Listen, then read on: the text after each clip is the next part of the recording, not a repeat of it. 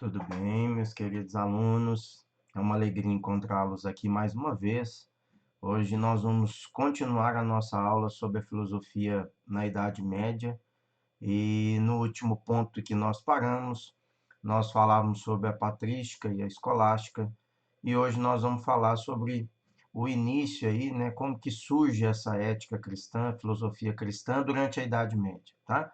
Então, a partir do século IV depois de Cristo, o Império Romano, naquele cenário mais importante, né, adotou então o cristianismo como uma religião oficial, né, do Estado. A partir desse século IV, então, pessoal, nós vamos ter uma vinculação direta da Igreja Católica com o poder estatal, com o poder político, né? E aí, em razão dessa vinculação da religiosidade com o Estado, impulsionou então toda a formação desse pensamento filosófico, né, essa concordância com essa nova religião e uma nova concepção, uma nova maneira de agir, né? Nós podemos dizer então do porquê dessa ética medieval, dessa ética durante a Idade Média, baseada exatamente na ética de Jesus, na ética de Cristo, já que é a ética cristã. Então, os padres, os religiosos, bispos, o próprio Papa, os cardeais, né? Todos eles então tentaram adaptar teorias que eram do Platão e do Aristóteles, adaptaram essas teorias da filosofia à escritura sagrada, à Bíblia católica, né? E apesar da gente encontrar aí muitas contradições, mesmo dentro das filosofias do Platão e do Aristóteles e da Bíblia, ainda assim, esses pais, né, da patrística construída por Santo Agostinho, ainda conseguiu vincular muitas dessas teorias à filosofia do Platão. E a escolástica do Santo Tomás de Aquino conseguiu vincular também essas teorias à filosofia e à construção, né, dessa filosofia antiga baseada nas teorias do Aristóteles, tá? Então, essa ética, ela sofreu alterações, ela passou, né, por a vinculação ou a criação, melhor dizendo, de um Deus personificado. Então, a partir aí do século IV, pessoal, é que nós vamos entender o porquê que a Igreja Católica vai utilizar muito a ideia de você traduzir na pessoa de uma liderança, de um santo, de uma santa, e do próprio Jesus, né, essa figura, essa personificação de Deus.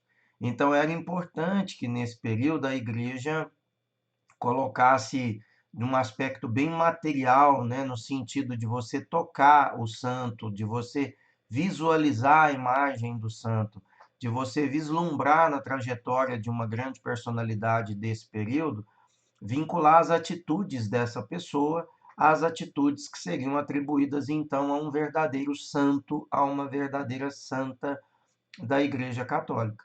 Então, surge essa figura do Deus personificado. E nós vamos ver Jesus crucificado, vai surgir o crucifixo como sinal do cristão, vai surgir as imagens dos principais santos aí que a Igreja Católica ao longo do tempo vem utilizando, a começar pelo próprio Santo Agostinho e Santo Tomás de Aquino, né, que eram padres da Igreja.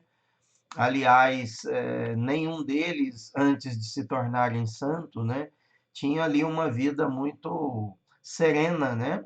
Ambos tinham uma vida agitada, gostavam também de mulheres, né, e frequentavam bares e casernas. E depois, por essa conversão de Deus, acabaram falando e desenvolvendo uma filosofia e uma ética voltada para o cristianismo e, por conta dessa grande conversão que sofreram, passaram a receber o título, então, de santo, né? Santo Tomás de Aquino e Santo Agostinho.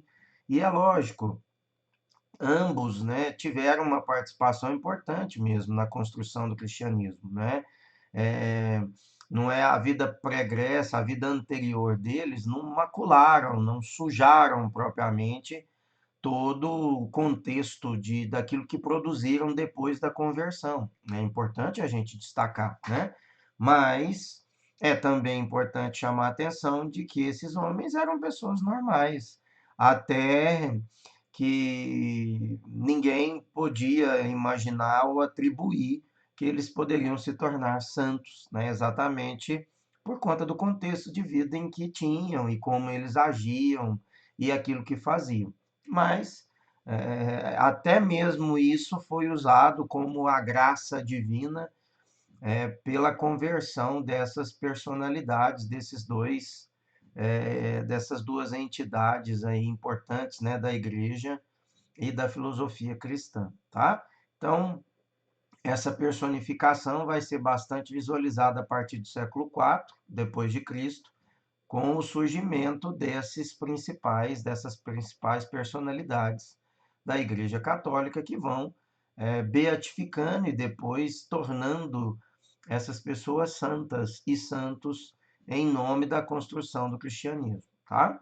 Então, a ação moral nesse contexto se tornou um meio, né, para a união do homem com Deus, do homem com essa divindade. Então, toda ação moral, todo comportamento moral era ditado a partir desse fenômeno, né, dessa realidade. Aqueles que faziam, então, realizavam feitos importantes na defesa da vida, na defesa da humanidade, na defesa do ser humano, aqueles que se empenhavam, corriam riscos ou até mesmo entregavam a própria vida na luta pelo irmão ou pela própria igreja, né? Eram então santificados exatamente por conta dessa postura, entre aspas, né, milagrosa, corajosa, né? E é em razão disso que a igreja então santifica essas personalidades. Nós vamos ter, por exemplo, São Sebastião, que morreu aí com uma flecha, né? Nós vamos ter São Jorge, nós vamos ter várias personalidades da Igreja Católica, Santa Luzia, que eu até disse na aula anterior, que teve os olhos arrancados, né, pelo patrão, exatamente porque defendeu os outros escravos, né? Então, e é em razão disso que a Santa Luzia é a protetora dos nossos olhos, né? Então, cada um dessas personalidades importantes que se destacaram nesse contexto da Idade Média foram batizados santos, né? Foram traduzidos como santos e santas exatamente por conta de seus feitos, exatamente por conta daquilo que realizaram de uma maneira assim extremamente decisiva, na defesa do ser humano, na defesa dessa realidade da Igreja Católica que a Igreja Católica precisava consolidar, tá?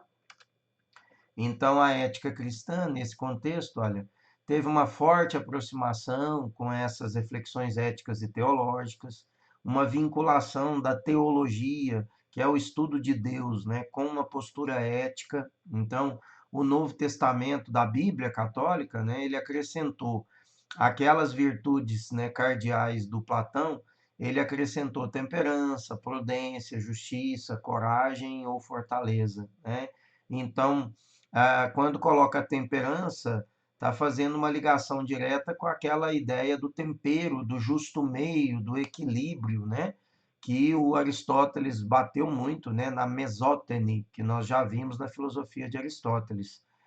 A prudência, né? No sentido de você controlar os vícios para os exageros, né? Quando você tem vícios em excesso, você acaba sendo imprudente, colocando em risco a sua vida, a vida de outras pessoas. Então, a prudência é uma virtude importante porque ela quer ali frear mais ou menos os impulsos humanos para que a gente não extrapole nos limites, né, a ponto de correr risco da nossa própria vida e da vida das pessoas, né, colocar a vida das pessoas em risco. A justiça é um grande baluarte, né, de tudo aquilo que é ético, porque a justiça é exatamente a virtude da moral, nós já vimos isso também. A partir do momento em que você segue a moral, que você cumpre a lei tal qual ela determina, você tem uma extensão da virtude chamada justiça. Então, aquilo que a gente cumpriu de acordo com a lei é sinal que você cumpriu a justiça, porque a justiça é exatamente a virtude associada à moral, enquanto que a generosidade é a virtude associada à ética, né? Porque na ética a virtude está sempre associada com uma postura que vai além da regra, que vai além daquilo que é obrigatório. É quando o ser humano faz as coisas ou toma providências voltado especificamente para as suas atitudes, a sua formação, a sua consciência. Então, independe de ter uma lei que o obriga a fazer. O indivíduo por si só já desperta em si a consciência de que tais fatos são importantes e então ele vivencia essas virtudes. E é exatamente daí que parte a generosidade. A generosidade é quando você vai além do que a regra manda. A generosidade é além daquilo que está pré-determinado. É o bom senso, é a reflexão crítica, é o amor que te move. E nesse caso, a ética cristã utilizou muito, né, dessa questão da justiça como um prolongamento aí daquilo que a filosofia do Platão vinha definindo na antiguidade, né? E a coragem ou fortaleza, porque são princípios básicos de todo cristão, né, gente? Tudo se resume no cristianismo na coragem de enfrentar os seus desafios. Quase toda força que no cristianismo é pregada passa necessariamente pela coragem de suportar os seus males, né? Há vários ditados e composições dentro do cristianismo, na teologia cristã, em que fala que cada um tem uma cruz a carregar, né? Que assim como Jesus carregou a sua cruz no Calvário, cada um de nós, cada um dos seres humanos que professam o cristianismo também tem uma cruz a passar, também tem uma cruz a carregar. E assim como lá no cristianismo nós tivemos a pessoa aí importante de Simão, que ajudou Jesus a carregar a sua cruz durante todo o Calvário, nós também encontramos pessoas que nos amparam na nossa trajetória, no nosso Calvário, carregando a nossa própria cruz. E muitas das vezes essas pessoas, né, que nos carregam ou que ajudam a carregar a nossa cruz são traduzidas nas fortalezas desses santos. É por isso que é importante, né, a igreja personificar os santos e as santas, porque de uma maneira ou outra você confia, né, mesmo que de uma maneira emocional, né, mesmo que de uma maneira, vamos dizer assim, do comprometimento, né, de fé, nós seguimos e nós acreditamos, aqueles que professam o cristianismo, de que esses santos me ajudam e são capazes de suportar comigo o peso da minha cruz, me impulsionando e me ajudando a ir para frente, tá? Então, daí veio a coragem e a fortaleza.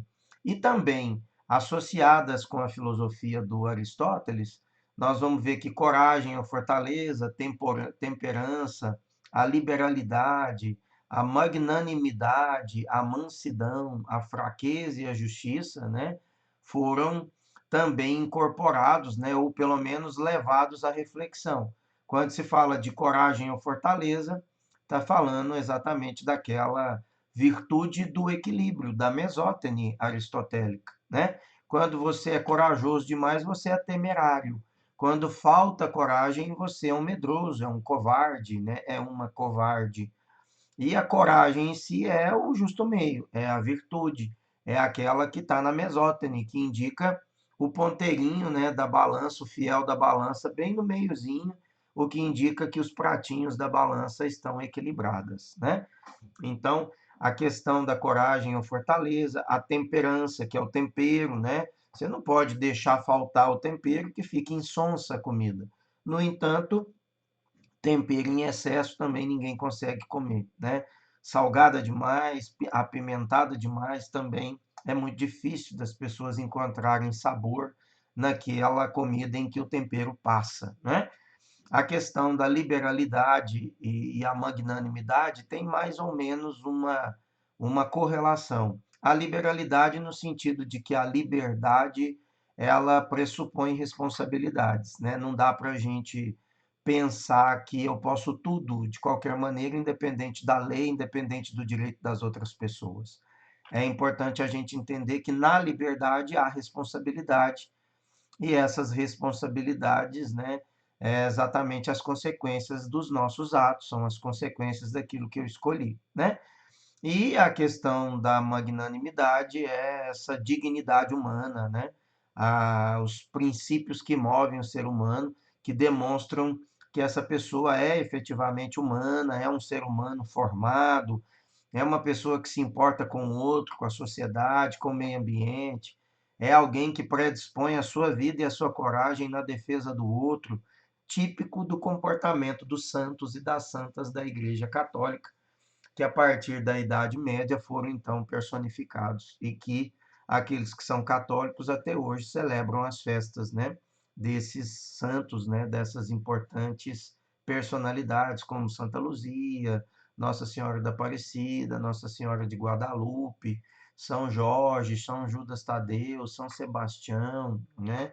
Todas essas personalidades, São Francisco de Assis, cada um deles na sua maneira, dentro da sua trajetória, construiu aí um processo ético e moral na defesa do evangelho, na defesa do cristianismo e na defesa do ser humano, e, portanto, se tornaram santos e santas da Igreja Católica. Tá? Um novo conjunto, então, dessas virtudes foram formados com as virtudes teologais, que são aquelas que derivam do evangelho, né? Então, fé, esperança e caridade passaram a ser virtudes importantes que caracterizam o cristianismo e caracterizam essa ética cristã, né? É a partir dessa fé, da esperança e da caridade que os 10 mandamentos também vieram e fundamentaram toda a prática, toda a conduta de vida do cristão, né? Quando você vê ainda no judaísmo, né, Moisés, na trajetória do povo hebreu, trazendo o povo hebreu, né, tirando o povo hebreu dessa região de Ur, lá na Caldeia, que começa com o pai Abraão, né?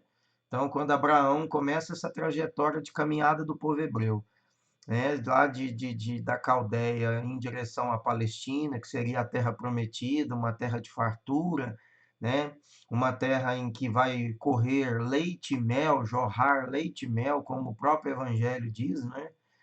Essa trajetória, então, durante essa trajetória, Moisés, ela no deserto, ele resolve então construir com o povo hebreu a partir, né, da inspiração de Deus, a partir de Deus, de Javé ter soprado aos ouvidos de Moisés, porque é assim que o texto bíblico fala, ele então constrói os 10 mandamentos, e essas normas, né, os 10 mandamentos mais as virtudes teologais, formaram aí essas normas absolutas do comportamento cristão, né? Todos eles teriam o dever de respeitar, de vivenciar, de construir a sua vida baseado nesses princípios, nesses fundamentos. Então, quando a Igreja Católica coloca esses 10 mandamentos como princípio básico de vida do povo cristão, automaticamente ela quer ali uma regra de vida que constrói a ética cristã, né? É a partir então da fé, da esperança, da caridade, mais os 10 mandamentos que a construção da ética cristã vai se realizar, tá? Então, olha, essa ética cristã é uma concepção moral e ética, né? Ela deve estar presente nas obras filosóficas e teológicas medievais. Elas incorporaram, então, essa noção de fé, como eu já disse, o dever, né? A obrigação de todo cristão, de trajetória, de luta, de coragem, né? De lutar pela defesa do evangelho, pela defesa da vida, a salvação do homem, né? E todas as reflexões éticas foram pautadas, então, na fé, na esperança, foram pautadas na questão da coragem e também dos 10 mandamentos. Então, essas investigações das condutas humanas, ela estendeu também as intenções do agente, enquanto o dever e a beatitude assumiram um lugar que antes era ocupado pela famosa palavrinha eudaimonia, que significa a felicidade plena. Então, o que que eu quero dizer para você com isso? Eu quero dizer para você que eudaimonia na Idade Média passou a ser beatitude. Então, se eu quero a construção, se eu quero a felicidade plena, que é exatamente o reino dos céus, a vida eterna, eu teria então que construir uma vida baseada na beatitude. E o que que é propriamente a beatitude? A beatitude é a atitude do santo, da santa. A beatitude é você viver a partir, né, tendo como referência o próprio evangelho, as virtudes teologais, né? É você não perder a coragem de lutar em prol do evangelho e na construção desse reino de Deus, né? Então, a ideia da eudaimonia é uma ideia de felicidade que agora vai passar a pautar a vida na Idade Média, baseado no comportamento do cristão, no comportamento do ser humano, certo? Então, os fins de toda a nossa ação, né, para que eu contemple propriamente a beatitude, para que eu seja salvo e vivencie a vida eterna, na vida eterna que estaria, então, essa grande e única felicidade, né? Eu teria então que balizar toda a minha conduta nessa ação moral, né? Nessa ação moral baseada nessas virtudes, nesses critérios, né? Nessa concepção, para fazer com que esse prazer efetivamente aconteça a partir do momento que eu estou vinculado às regras, às condutas éticas e morais da própria Igreja Católica, tá? Então, para finalizar a nossa aula e a ética cristã, o dever, né, obedecer às leis divinas, a beatitude, as bem-aventuranças, nós temos aí um livro bíblico, né, que vai falar sempre das bem-aventuranças, a gente encontra as bem-aventuranças lá no Evangelho de Mateus e também vai encontrar parte dele no Evangelho de Marcos, né, mas tem as bem-aventurados mansos, bem-aventurados os corajosos, bem-aventurados os que acreditam. Então as bem-aventuranças é sempre uma receita que a Igreja Católica predispôs nos evangelhos para que o cristão pudesse seguir. Então, quem que é o bem-aventurado? É aquele que luta pela verdade, o bem-aventurado é o que luta pela justiça, o bem-aventurado é o que cumpre os mandamentos, o bem-aventurado é aquele que acredita, o bem-aventurado é aquele que semeia, o bem-aventurado é o que não tem medo de lutar pelo evangelho, bem-aventurado é aquele que salva. Então, as bem-aventuranças passam a ser um tipo de felicidade, é o grande troféu, então, do cristão, né? Quando eu cumpro aquilo que o cristianismo fala, necessariamente eu vou ter o grande troféu, que é a felicidade, porque eu estaria em comunhão com Deus, tá? Então, essa reflexão é que deu origem à expressão ética cristã, tá certo? E assim nós terminamos a nossa aula, para não ficar muito longa. Nós vamos continuar, né, a terceira parte da filosofia medieval e, consequentemente, a ética medieval no nosso próximo encontro. Não percam, porque você vai ver que tem muita coisa interessante, tá? Um beijo, um abraço, tudo de bom, até a próxima.